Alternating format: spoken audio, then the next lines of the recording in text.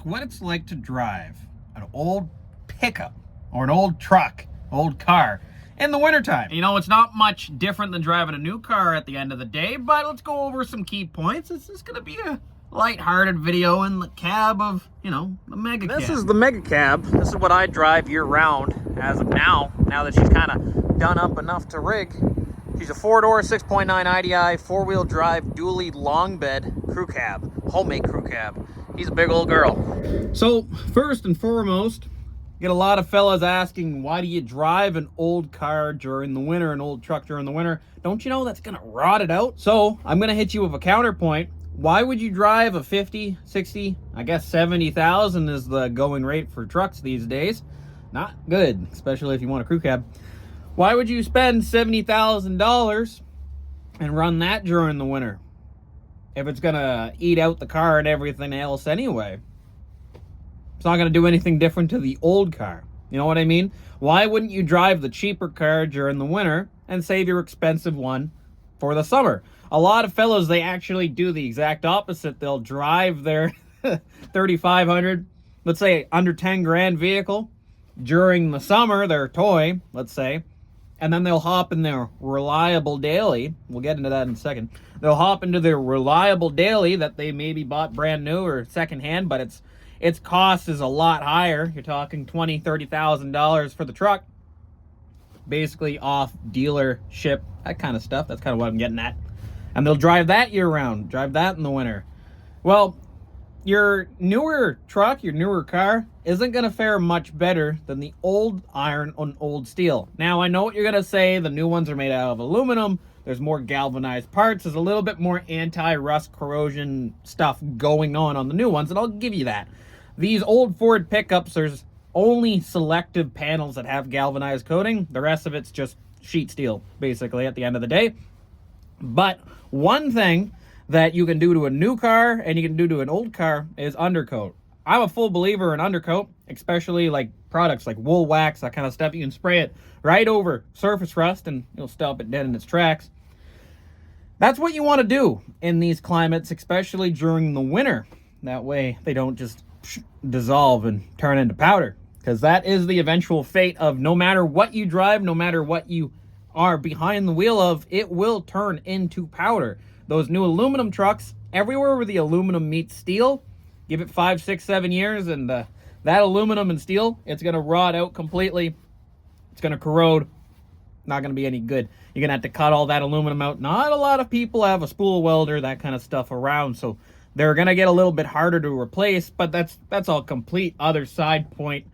What I'm trying to get at is it doesn't matter if it's new, if it doesn't matter if it's old. They're both going to rust. They're both going to need protection in the winter. So it's up to you, but why wouldn't you drive the older cars that have less equity in them in case you slide into something or, you know, just the eventual environmental factors get to it? Why wouldn't you just do that instead of driving your new one? Now, let's talk about reliability. We touched on that just briefly before, but reliability standpoint, obviously a new car is going to be usually more reliable out of the gate. Let's say new for us. Let's say 2016 out. Let's go like that. New for us, it's going to be a little bit more reliable out of the gate, so you can trust it on long distances, that kind of stuff. Now, am I saying that new cars are more reliable than old cars? No. If you read that, if you heard that, you read too far into it. What I'm saying is run-of-the-mill newer car, on average, is going to be more reliable than your run-of-the-mill old car based off their condition. When you see an old pickup driving down the road, 9 times out of 10, that old pickup has not been gone through new bushings, new brakes, new everything. It's basically just a patchwork fix, especially if the fella's driving it during the winter, because he's just trying to do the cost-effective route, that kind of stuff. Now, if you went through the older car, the older truck, tooth and comb, and made it 100% before you started to put it into service, that vehicle is just going to be as reliable as your newer one. Vehicles came a long ways since like the flathead Ford and the flathead V8 and that kind of stuff. A 302 Ford, a 351 Windsor, anything with roller cam, basically, that kind of stuff, you're doing pretty good. For example, the old 6.9 IDI, It has roller lifters on it equipped, so there's not a lot of drag in this engine. It's built a lot more like a modern gasoline engine when it comes to basically friction surfaces and all that stuff. So if you have a relatively newer, older vehicle, let's say, I don't know, 1975 and up, even lower if you have it really maintained, you can just drive them like normal cars, because that's what they are, right? A lot of these old rigs, they have 300-some thousand clicks on them. I'm talking clicks as in kilometers. That might be, I don't know, 210 miles, something like that. But that's still quite high. A newer car with 210,000 miles on it, it starts to show its age too. There's no getting around it. This is kind of how things are. Especially when you factor in something sitting for a long time. 20 years for something to sit, especially on the East Coast Canada. They rot out, all that stuff. But if you're on the west side, they might not rot out as much, but all the rubbers, all the door seals, anything that makes the vehicle, you know, like not a tin can, those have gone. The plastics are all gone, all that stuff. It takes the sun sitting, environmental factors will eat away at any car, new or old. If you take a new car, sit it in a field, come back to it in 20 years, you're going to have a lot of issues, especially like computer issues. Those are kind of newfangled things that the old ones don't have to deal with, but the same still applies.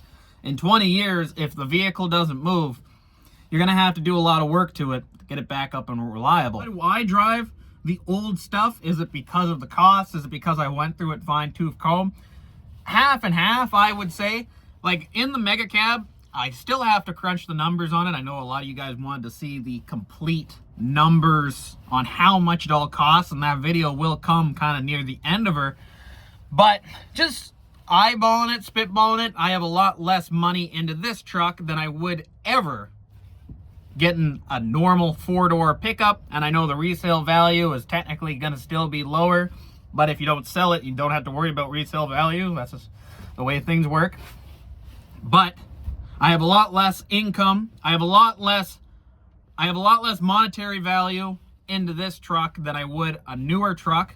So driving it in the winter doesn't really concern me. Even though it's undercoated and all that stuff, it's going to be protected for years and years to come. But when the rust finally does start to get at it, we welded two cabs together and put them back. So I think we can patch a little hole here and a little hole there. I don't think that's going to be an issue going forward. So that's why I drive old ones. At my current part in my life, I can afford the time. The time's a big one. I can afford the time, and I can afford the actual, you know, money-wise to repair these old things and keep them going. That's the short answer of the stick. That's why I drive them. So the last point I'm going to make, there's a lot of fellas out there that drive like Ram 3500, or there's a lot of fellas out there that drive Ram 1500s, like Nissan Pathfinders, all that stuff. Good cars. Let's say good cars, like 2008, 2013, that era right there. And those are pretty much nowadays going to be under $10,000, depending on the, you know, the example, I should say.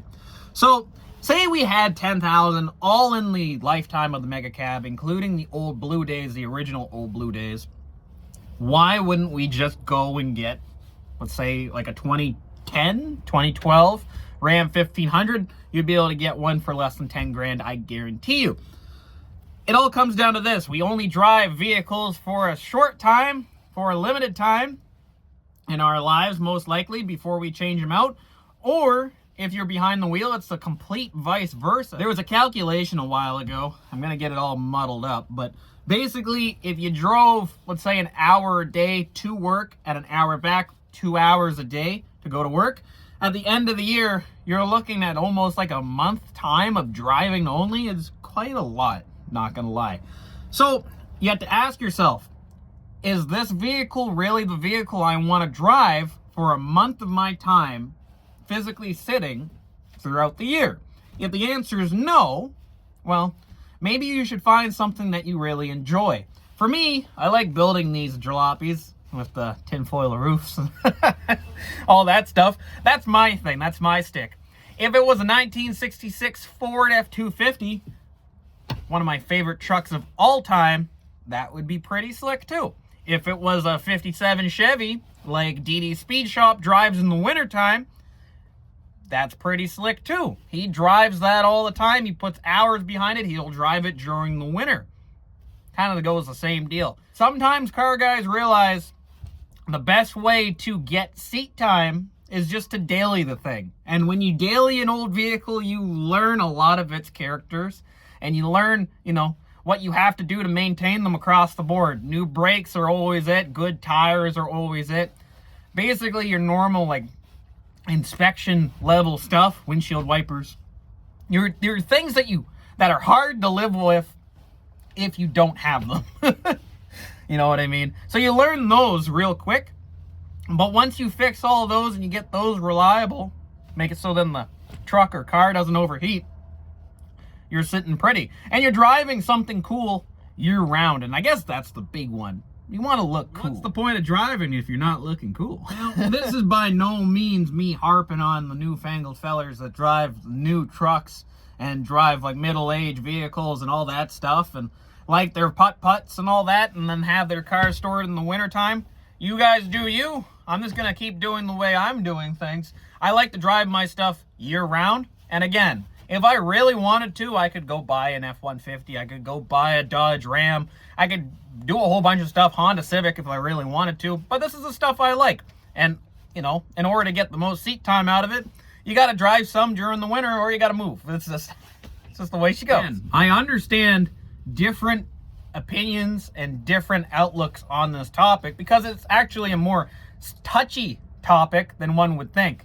Again, it comes down to how much time you have to work on things. Do you have prep time? If you can't go through your old vehicle and get it, let's say, road legal and road worthy before you try to start driving it in the winter and you don't know if your wipers work and you don't know if it's going to get you from point A to point B, your driving experience is going to be quite miserable, I gotta say. And a new vehicle is going to look quite appealing.